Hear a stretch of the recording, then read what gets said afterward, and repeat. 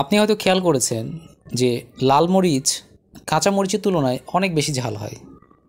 এর পেছনে কারণই বা কী? আমাদের আজকের ভিডিওতে আপনাকে স্বাগত জানাচ্ছি। আজকে আমরা আলোচনা করতে চাই যে কেন লাল মরিচের ঝাল বেশি হয়ে থাকে। লাল মরিচের ঝাল মূলত ক্যাপসাইসিন নামক একটি রাসায়নিক পদার্থের কারণে হয়। ক্যাপসাইসিন হলো মরিচের প্রাকৃতিক উপাদান, যা আমাদের মস্তিষ্কে একটি বার্তা পাঠায় যে আমরা কিছু গরম বা ঝাল কিছু খেয়েছি।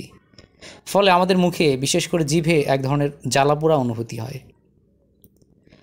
আমরা যদি সহজ করে বলি যে ক্যাপসাইসিন হলো এমন এক ধরনের উপাদান যেটি মরিচের মধ্যে থাকে এবং এটির পরিমাণ যত বেশি হয় তত ঝালের পরিমাণও তত বেশি হয়।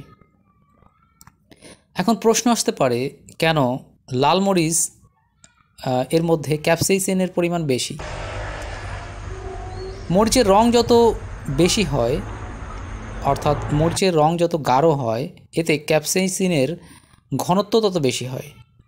লাল মরিচ যখন পাকতে শুরু করে তখন এর ভেতরের ক্যাপসাইসিনের পরিমাণ ধীরে ধীরে বাড়তে থাকে।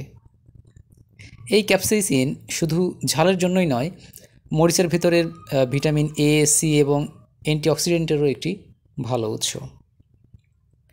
আরেকটি বিষয় হচ্ছে যে মরিচ বিভিন্ন প্রজাতির হয়ে থাকে। প্রতিটি প্রজাতির ক্যাপসাইসিনের পরিমাণ ভিন্ন হয়। যেমন বুট বা জালকিয়া বা নাগা মরিচের ক্যাপসাইসিনের পরিমাণ খুব বেশি, ফলে তা অনেক বেশি ঝাল হয়। তাহলে আমরা বুঝতে পারলাম যে লাল মরিচের ঝাল হওয়ার পেছনের কারণ হলো এর মধ্যে থাকা ক্যাপসাইসিনের পরিমাণের আধিক্য বা উচ্চ পরিমাণ ক্যাপসাইসিন থাকা।